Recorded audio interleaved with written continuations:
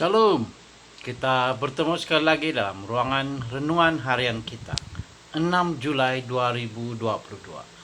Semua jenis ikan. Ketika turun bunyi itu, berkerumunlah orang banyak. Mereka bingung karena mereka masing-masing mendengar rasul-rasul itu berkata-kata dalam bahasa mereka sendiri. Mereka semua tercengang-cengang dan heran, lalu berkata, "Bukankah mereka semua yang berkata-kata itu orang Galilea?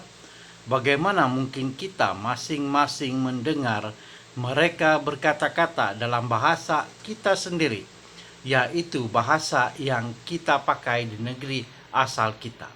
Kisah Para Rasul pasal 2 ayat 6 hingga 8. Ketika murid-murid menjadi nelayan di Laut Galilea, kita yakin di sana terdapat lebih daripada satu jenis ikan untuk ditangkap. Seperti yang diketahui oleh mana-mana nelayan, ikan yang berbeza memerlukan umpan yang berbeza dan strategi yang berbeza. Beberapa ikan suka berenang di air yang lebih dalam, manakala yang lain suka berada berdekatan dengan pantai.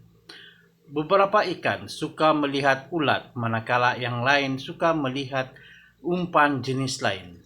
Seorang nelayan yang bijak mengubah strateginya untuk setiap jenis ikan.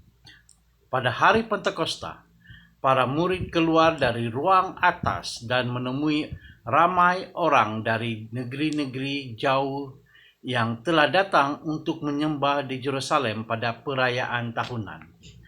Kebanyakan penziarah ini adalah daripada etnik Yahudi yang sekarang telah mengamalkan bahasa dan budaya di tempat di mana mereka tinggal.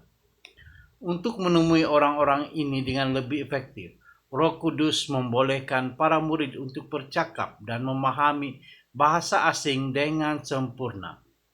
Sesungguhnya pada waktu itu sangat jarang bagi sesiapapun untuk bercakap lebih daripada dialek mereka sendiri. Jadi para penziarah ini amat terkejut apabila mendengar orang-orang biasa daripada Galilea bercakap dalam bahasa mereka sendiri. Pentakosta mengajar kita bahwa kita harus menyesuaikan message dan kaidah kita untuk menemui orang-orang di mana mereka berada apabila kita menjangkau mereka. Sama seperti Roh Kudus memberikan para murid kemampuan khusus untuk menarik dan menangkap ikan pada zaman mereka, Roh Kudus yang sama juga boleh memberi kita hikmah apabila kita bertemu dengan pelbagai jenis orang hari ini.